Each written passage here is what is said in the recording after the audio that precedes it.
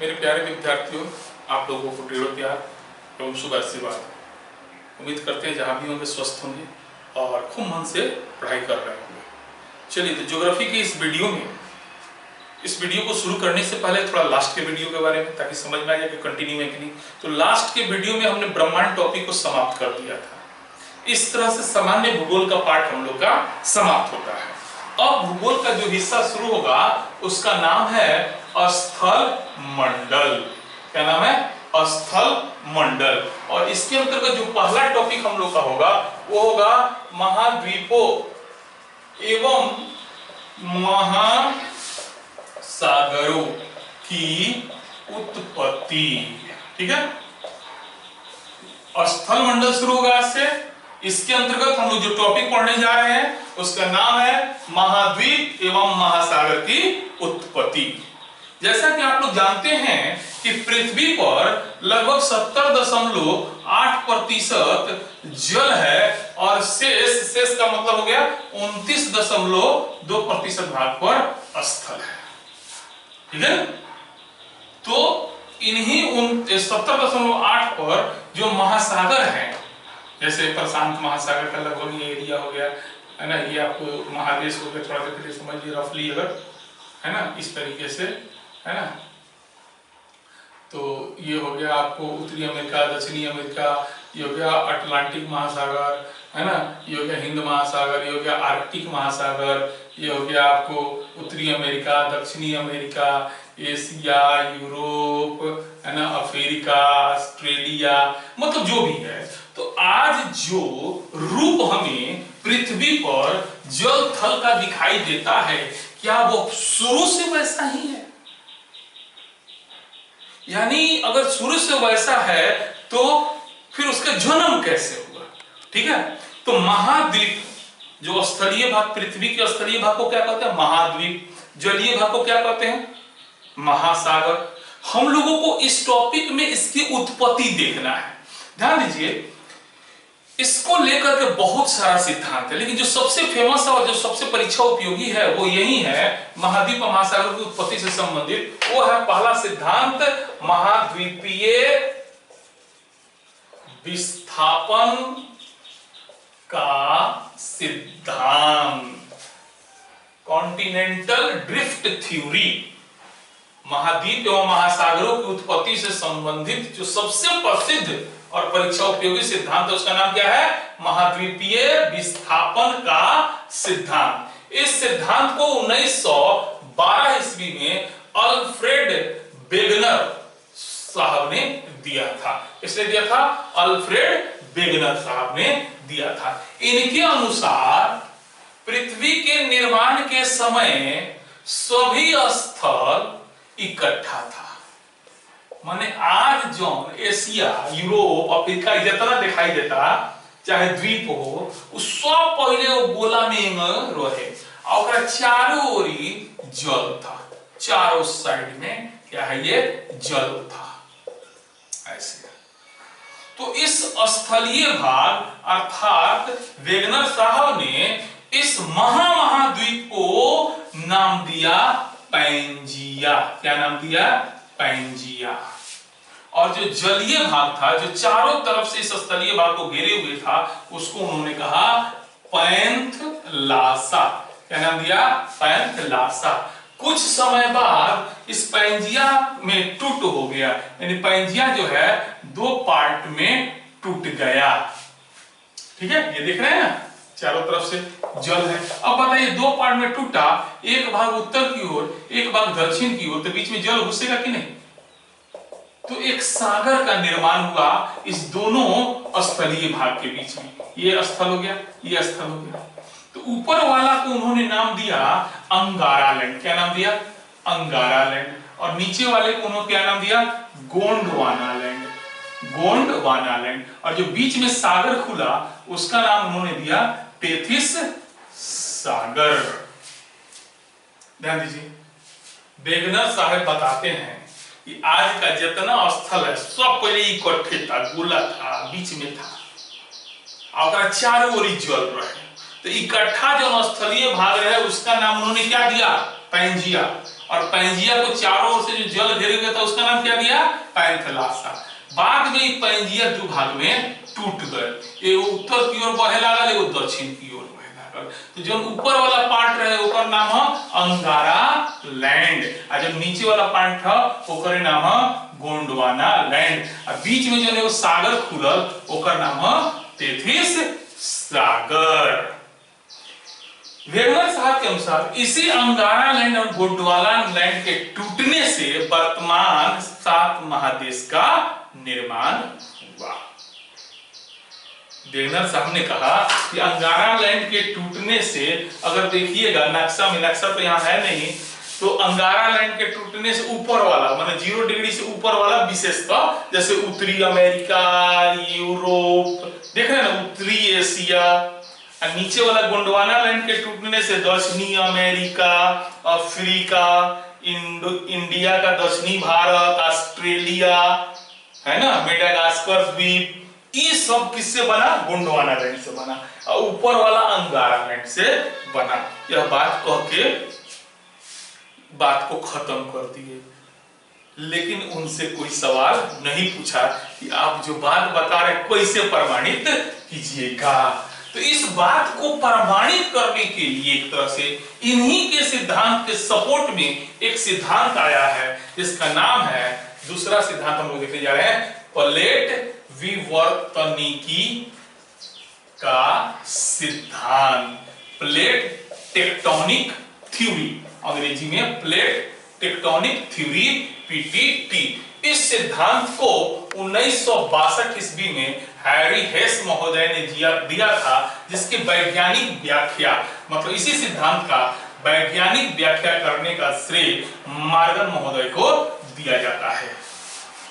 Actually जो plate विवर्तनिकी का सिद्धांत है वो महाद्वीपीय विस्थापन के सिद्धांत को ही पुष्ट करता है, समझे? तो इस सिद्धांत के अनुसार कि बिल्कुल जो है पूरा स्थल पहले एक वो इकट्ठे था और उसी के टूटने से ये सब बना है, ये सिद्धांत मानता है। क्यों मानता है और इसका प्रमाणित करता है? अगर आपको नक्शा याद हो या घर में नक्शा हो तो देखिए, अफ्रीका का अगर कहा जाए तो बाएं साइड में निकला हुआ है इस तरीके से, और दक्षिणी अमेरिका का धौसल बा नीचे वाला दक्षिणी अमेरिका, और दोनों के एडजस्ट कर दिया तो लागत कि ना सेट हो जाए। उसके बाद अफ्रीका का जो अगर हम कहें पश्चिमी तट और उत्तरी अमेरिका का पूर्वी तट का जो संरचना है बिल्कुल एक जैसा है, जो मिट्टी है एक जैसी है, जो वनस्पति है जो एक जैसी है, जो जीव जंतु है तो एक जैसी है। मतलब यह कि पहले जब पूरा पृथ्वी इकट्ठा था और टूट गया, तो जिस तरह से शीशा अगर टूट जाए तो सबको इकट्ठा हम करें तो फिर वो गोलाकार रूप धर लेना चाहिए ना। तो बिल्कुल इस चीज को इन्होंने बताया कि अफ्रीका का जो भाग एक निकला हुआ है, दक्षिणी अमेरिका में धंसा हुआ है, इस तरीके से यह कह के इस बात को प्रमाणित किया। और इस सिद्धांत के अनुसार, प्लेट टेक्टोनिक सिद्धांत के अनुसार, पूरी पृथ्वी जो है, पूरी पृथ्वी पर 7 गो बड़ा प्लेट है और 20 गो छोटा प्लेट है। माने यह जो पृथ्वी है, इस पृथ्वी पर कितनी बड़ी प्लेट हैं? 7 बड़ी प्लेट और 20 गो छोटी प्लेट हैं। ध्यान दीजिए, ये प्लेट का नाम परीक्षा उपयोगी है। नंबर 1 उत्तरी अमेरिकन प्लेट, उत्तरी अमेरिकन प्लेट बड़ी प्लेट है।